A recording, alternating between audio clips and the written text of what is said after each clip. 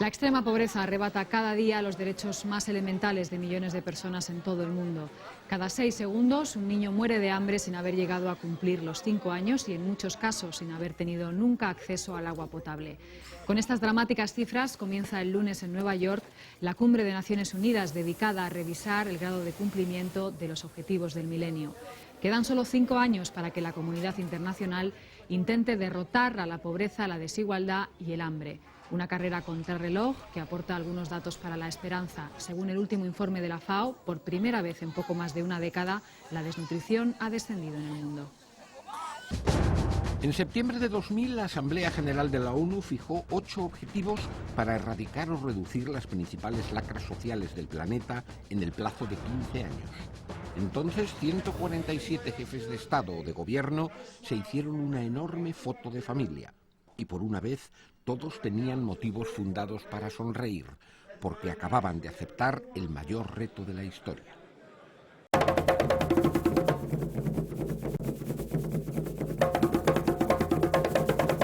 Sin embargo, 10 años después, las sonrisas de los líderes políticos ocultan preocupación y miedo a un fracaso colectivo, porque las propias estadísticas de Naciones Unidas indican que el mundo no ha mejorado y que sus problemas son aún más graves.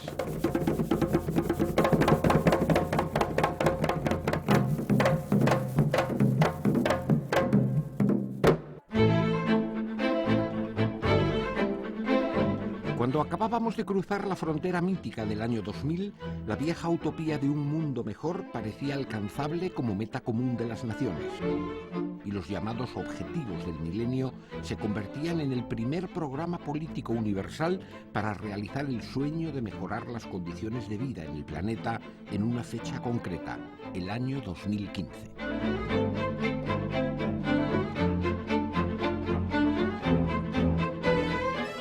15 anni per sconfiggere la povertà.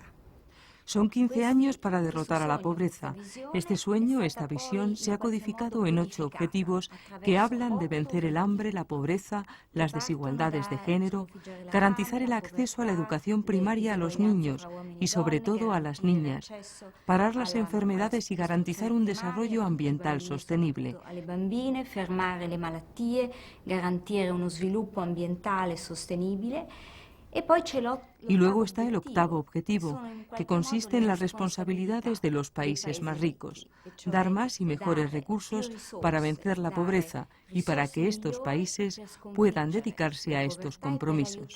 I paesi più poveri a fare fronte a questi impegni.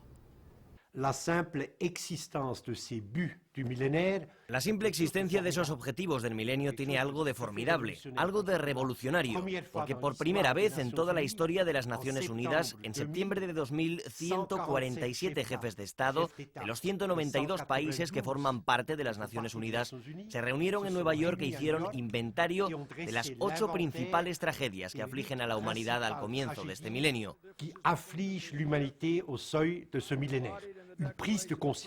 Una toma de conciencia que es una ruptura con la política pasada, que es la del neoliberalismo puro, del mercado abierto, del no se puede hacer nada, de que sea una fatalidad que la gente se muera de hambre y todo eso.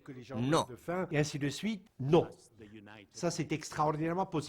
Esto es extraordinariamente positivo.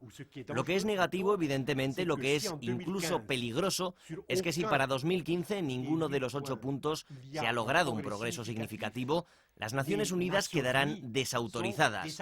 Y la esperanza que nació en septiembre de 2000 será enterrada. Ese es el riesgo. La ONU se esfuerza en mantener el optimismo contra la evidencia de sus propias estadísticas. Así, aunque se hayan conseguido avances notables en la enseñanza, la meta de una educación primaria universal parece inalcanzable. Y pese a que se registre una reducción de la mortandad infantil, sus cifras continúan resultando inaceptables. En África, 1 de cada 7 niños no llega a cumplir los 5 años de vida. Y el 43% de las muertes infantiles se deben a enfermedades curables, como la diarrea, la neumonía o la malaria. Deberíamos estar a tiempo de conseguir que esta agenda mínima de desarrollo no se convirtiera en el 2015 en un gran fracaso de la comunidad internacional. de los países desarrollados y de los países en desarrollo. Y por lo tanto, efectivamente es la última oportunidad que tenemos de aquí al 2015 para poder hacer una buena evaluación de dónde nos encontramos y poner en marcha algunas medidas y algunos planes de acción efectivos que nos ayuden a conseguir, si no todos, algunos objetivos de desarrollo. El objetivo del milenio número 1 es reducir a la mitad las víctimas para el 2015, pero la masacre cotidiana del hambre aumenta de año en año. Hace 3 años, 750 millones de personas estaban gravemente y permanentemente subalimentadas. 2 años después eran 860 millones y hoy en día, en 2010, son más de 1.000 millones. 2.000 millones de personas no tenían acceso regular al agua potable, según las cifras de salud del año 2000, y hoy son 2,9 mil millones. Aujourd'hui, ils sont 2,9 milliards. Así que si tomamos prácticamente, no importa cuál de los 8 objetivos del milenio, que es una generalidad que no se puede medir, si nos fijamos en cualquiera de los objetivos del milenio, las cifras que deben indicar progreso o regresión indican regresión. Qui doivent indiquer progrès ou régression, indiquent régression. Durante los 2 últimos años de crisis se han reducido los fondos dedicados al desarrollo y a la ayuda humanitaria. Según el Banco Mundial, el desplome de los mercados financieros en 2008 hizo que el número de pobres aumentara en 64 millones. Pero además parte del capital especulativo se refugió en la bolsa de alimentos, causando un alza de precios dramática para muchos países amenazados por las hambrunas. Hasta el comienzo de la crisis, los datos parecían apuntar que se estaba avanzando por lo menos en buena parte de los objetivos, nunca con expectativas de cumplir los objetivos en 2015, pero al menos que se estaba avanzando. Pero esas cifras eran engañosas, porque engañaban primero porque en muchos casos el desequilibrio de la evolución de, por ejemplo, países como China, que claro, su incremento de actividad y de renta hace que parezca que se elimina la pobreza en el mundo, cuando en realidad es solo porque en China está avanzando, pero muy poco en otros países. O como se escondía que en muchas zonas de África, de Asia, realmente los objetivos estaban lejos de cumplirse, en algún caso hasta se había empeorado, ¿no? Pero por lo menos había esperanzas. Desgraciadamente la crisis está mostrando que vamos hacia atrás y sobre todo que ni entonces ni ahora los países del norte están cumpliendo con sus compromisos. Hay un déficit presupuestario de financiación para el desarrollo muy importante, estimado entre 300.000 o 350.000 millones de dólares anuales. Y en esta situación, en este contexto de crisis económica de los países desarrollados, creemos también que tenemos la obligación de buscar financiación adicional, financiación que en un mundo globalizado puede buscarse, y pensamos que tenemos la obligación de buscar allí donde se genera una importante cantidad de riqueza y donde existe muy baja imposición de esa riqueza. President Paul Kagame of Rwanda and Prime Minister José Luis Rodríguez Zapatero. En junio, el secretario general de la ONU anunció la creación de un grupo de multimillonarios filántropos, como Bill Gates o Ted Turner, encargados de relanzar la lucha contra la pobreza bajo la dirección del jefe del gobierno español y del presidente ruandés. Pero esta no fue una buena elección política, porque Kagame está acusado de genocidio por la Audiencia Nacional y Zapatero no quiso recibirlo cuando el grupo se reunió en Madrid. Es difícil que 2 presidentes pudieran por sí solos capitanear un resurgimiento de los objetivos de desarrollo y ser eficaces. Si encima uno de ellos, como Kagame, pues realmente es todo lo contrario al ejemplo de lo que seguramente desearíamos para el desarrollo, todavía menos, ¿no? Pero realmente el problema es que no es un tema de voluntarismo, no es un tema de personas, es un tema estructural. Las Naciones Unidas son maravillosas en el sentido de que representan una ilusión y un sueño. Cada país tiene su representación, se sienta y participa. Un país, un voto. Pero las decisiones que se toman en las Naciones Unidas no se pueden imponer. Prese alle Nazioni Unite non possono essere imposte.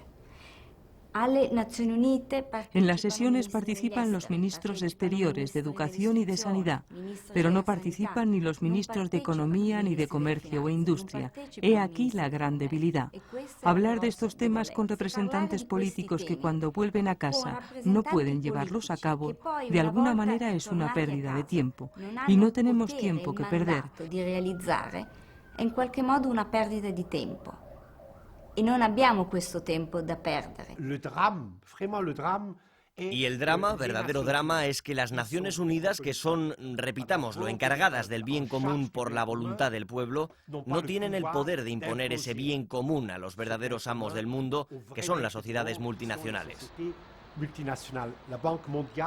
La Banca Mundial en su informe de 2009 dice que las 500 mayores sociedades multinacionales de todos los sectores, privadas, controlaron el año pasado 52,8% del Producto Mundial Bruto.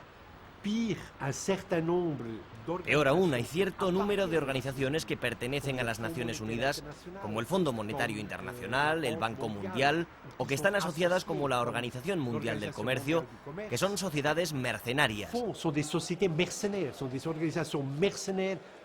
Organizaciones mercenarias pura y simplemente de las grandes sociedades multinacionales que dominan el planeta y producen una estrategia permanente a favor de la liberalización, de la privatización de todos los bienes públicos. Pongo el ejemplo del agua potable. La Organización Mundial del Comercio y el Banco Mundial dicen que el agua potable es un bien privado y no un bien público, y no existe un derecho humano al agua. Tuvimos alguna esperanza cuando al inicio de la crisis pareció darse cuenta todo el mundo de que o cambiaban las estructuras financieras, la estructura del comercio internacional, etcétera, etcétera, toda una serie de conglomerados que hacen casi inevitable que las diferencias sean mayores. Tuvimos la esperanza de que iba a cambiar. Desgraciadamente, los hechos nos están mostrando que todo lo contrario, que no solo no cambian, sino que casi retrocedemos. Realmente de esa crisis deberíamos haber aprendido que tenía que existir un control de la especulación financiera, que tenía que existir instrumentos mundiales para combatir determinadas posiciones, que se estaban escondiendo con la crisis algunos aspectos como la crisis alimentaria que se produjo hace unos años y que ahora vuelve a reproducirse, ¿no? 2010 es un año clave para la lucha contra la pobreza. Entre todos podemos hacer que nos escuchen. Con la finalidad de difundir los objetivos de 2015, las Naciones Unidas han emprendido un esfuerzo propagandístico en todo el mundo, con un mensaje optimista y esperanzador. En estos 10 años que han pasado desde que se establecieron, se ha logrado mucho. Ese es un mensaje que tiene que quedar claro también. Se trata de movilizar a la opinión pública en favor de los objetivos del milenio y de que se hagan oír sus inquietudes sociales, pero sin promover iniciativas concretas que contribuyan a cambiar el injusto orden económico mundial. En todo el mundo va a haber grandes acciones. En países africanos como Nigeria van a hacer un gran ruido de aquí a que empiece la cumbre. En países asiáticos como India va a haber conciertos, va a haber un montón de movilizaciones en la calle. En Latinoamérica, países como Colombia van a levantar su voz en los estadios de fútbol. Estamos asistiendo a un intento de relanzamiento de los Objetivos de Desarrollo del Milenio, lo cual es loable en el sentido de que cuando se está produciendo un retroceso, cualquier aldabonazo sobre la conciencia mundial es bueno, a ver si conseguimos remontar un poco el retroceso que estamos sufriendo. Pero ahora sí que vamos a ser más escépticos que nunca, ¿no? Si ya entonces tuvimos un momento de ilusión, después de la experiencia de estos años y sobre todo de lo poco que estamos aprendiendo de esta crisis, nos tememos que estos sean fuegos de artificio sin ninguna eficacia. La lucha contra la pobreza, contra la miseria extrema, no es solo un problema de recursos, es un problema fundamentalmente de derechos. Por eso, para conseguir objetivos claros en el avance de la lucha contra la pobreza, la miseria, la exclusión social, hacen falta políticas adecuadas, políticas que reconozcan los derechos políticos, los derechos sociales y los derechos económicos de los ciudadanos. 139 jefes de Estado y de Gobierno han confirmado su asistencia a la Asamblea General de Naciones Unidas del próximo lunes. A ellos corresponderá firmar el balance parcial de los objetivos del milenio cuando ya solo quedan 5 años para esforzarse en lograr el reto más ambicioso de la historia: acabar con la miseria en el mundo.